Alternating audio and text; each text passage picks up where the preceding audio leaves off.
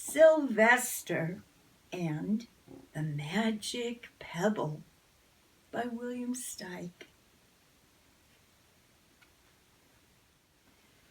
Sylvester Duncan lived with his mother and father at Acorn Road in Oatesdale. One of his hobbies was collecting pebbles of unusual shape and color. On a rainy Saturday during vacation, he found a quite extraordinary one. It was flaming red, shiny, and perfectly round, like a marble. As he was studying this remarkable pebble, he began to shiver, probably from excitement, and the rain felt cold on his back. "I wish it would stop raining," he said. To his great surprise, the rain stopped. It didn't stop gradually as rains usually do. It ceased. The drops vanished on the way down. The clouds disappeared and everything was dry. And the sun was shining as if rain had never existed. In all his young life, Sylvester had never had a wish gratified so quickly. It struck him that magic must be at work, and he guessed that the magic must be in the remarkable-looking red pebble, where indeed it was. To make a test, he put the pebble on the ground and said, "I wish it would rain again." Nothing happened.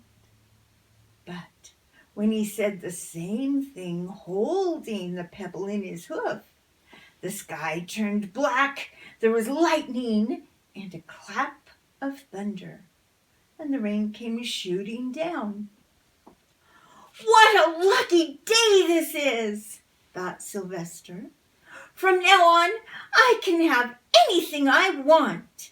My father and mother can have anything they want.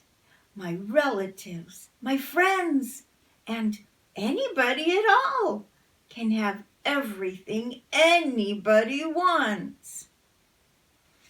He wished the sunshine back in the sky, and he wished a wart on his left hind fetlock would disappear. And it did. And he started home, eager to amaze his father and mother with his magic pebble. He could hardly wait to see their faces. Maybe they wouldn't even believe him at first. As he was crossing Strawberry Hill, thinking of some of the many, many things he could wish for, he was startled to see a mean, hungry lion looking right at him from behind some tall grass. He was frightened. If he hadn't been so frightened, he could have made the lion disappear. Or he could have wished himself safe at home with his father and mother.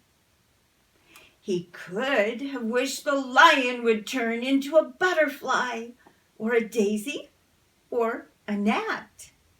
He could have wished many things, but he panicked and couldn't think carefully.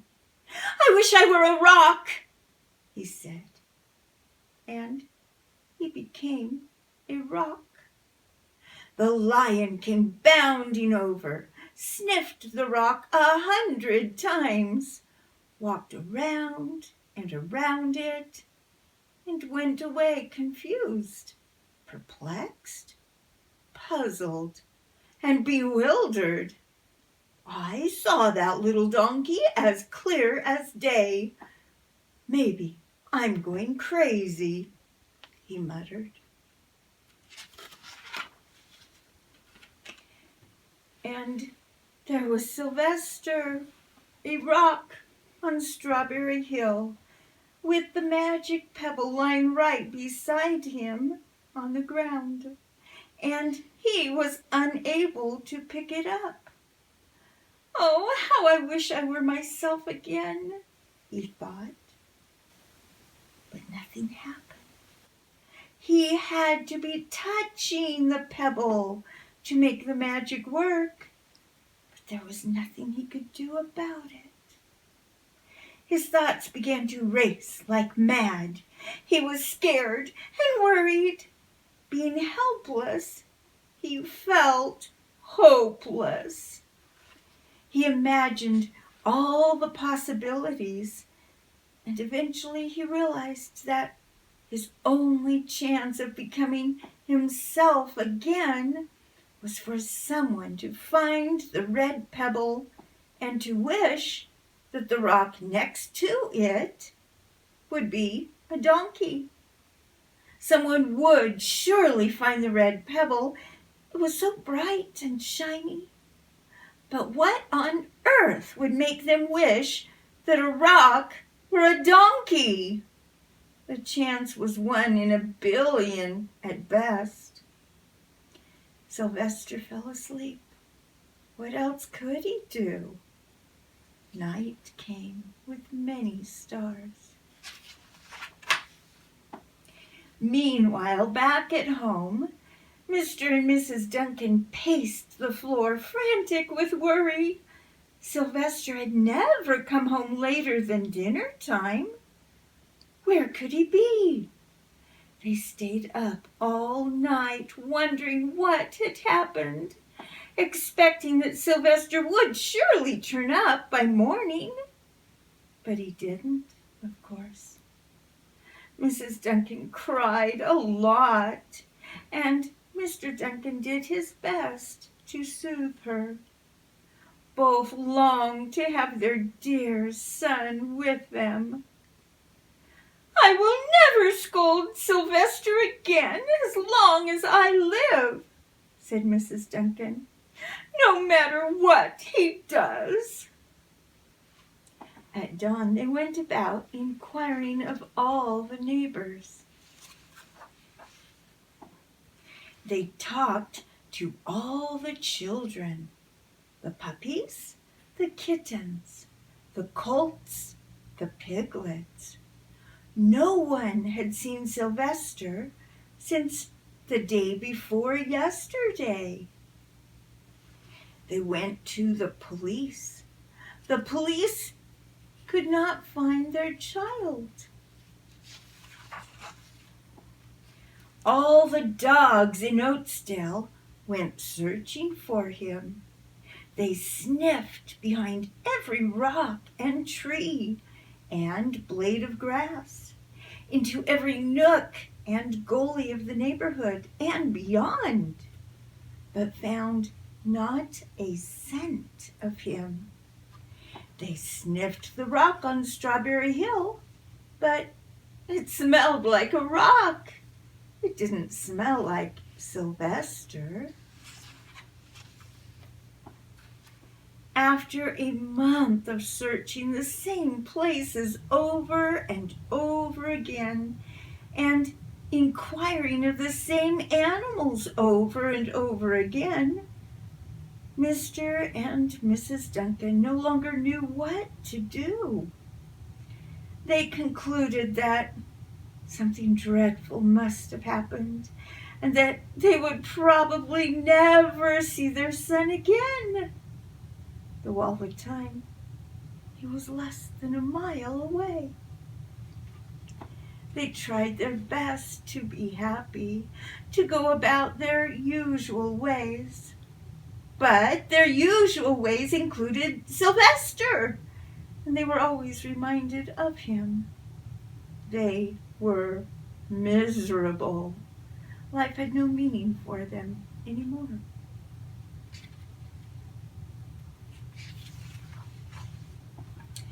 Night followed day, and day followed night, over and over again.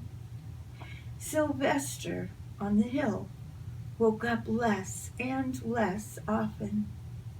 When he was awake, he was only hopeless and unhappy. He felt he would be a rock forever, and he tried to get used to it. He went into an endless sleep. The days grew colder. Fall came with the leaves changing color. Then the leaves fell, and the grass bent to the ground. Then it was winter. The winds blew this way and that. It snowed. Mostly the animals stayed indoors, living on the food they had stored up. One day, a wolf sat on the rock that was Sylvester and howled and howled because he was hungry. Then the snows melted. The earth warmed up in the spring sun, and things budded. Leaves were on the trees again. Flowers showed their young faces. One day in May, Mr. Duncan insisted that his wife go with him on a picnic. "Let's cheer up," he said. "Let us try to live again and be happy, even though Sylvester, our angel, is no longer with us." They went to Strawberry Hill. Mrs. Duncan sat down on the rock. The warmth of his own mother sitting on him woke Sylvester up from his deep winter sleep. How he wanted to shout, "Mother, Father, it's me, Sylvester! I'm right here!" But he couldn't talk. He had no voice. He was stone dumb.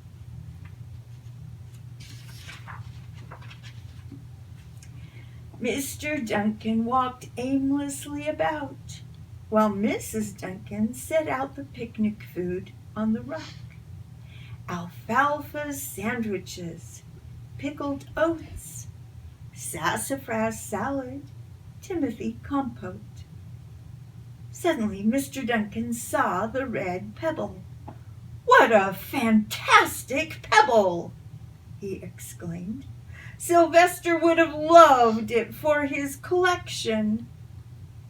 He put the pebble on the rock. They sat down to eat. Sylvester was now as wide awake as a donkey that was a rock could possibly be. Mrs. Duncan felt some mysterious excitement. "You know, Father," she said suddenly, "I have the strangest feeling that our dear Sylvester is still alive and not far away." I am, Sylvester wanted to shout, but he couldn't. If only he had realized that the pebble resting on his back was the Magic Pebble.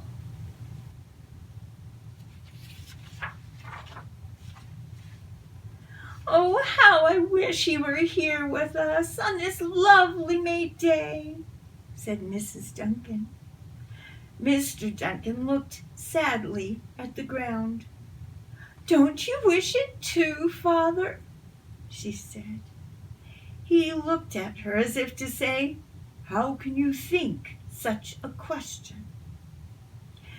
Mr. and Mrs. Duncan looked at each other with great sorrow. "I wish I were myself again.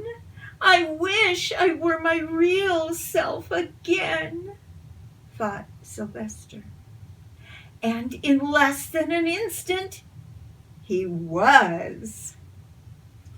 You can imagine the scene that followed. The embraces, the kisses, the questions, the answers, the loving looks, and the fond exclamations. When they had eventually calmed down a bit and had gotten home, Mr. Duncan put the magic pebble in an iron safe. Some day they might want to use it, but really, for now, what more could they wish for? They all had all that they wanted. The end.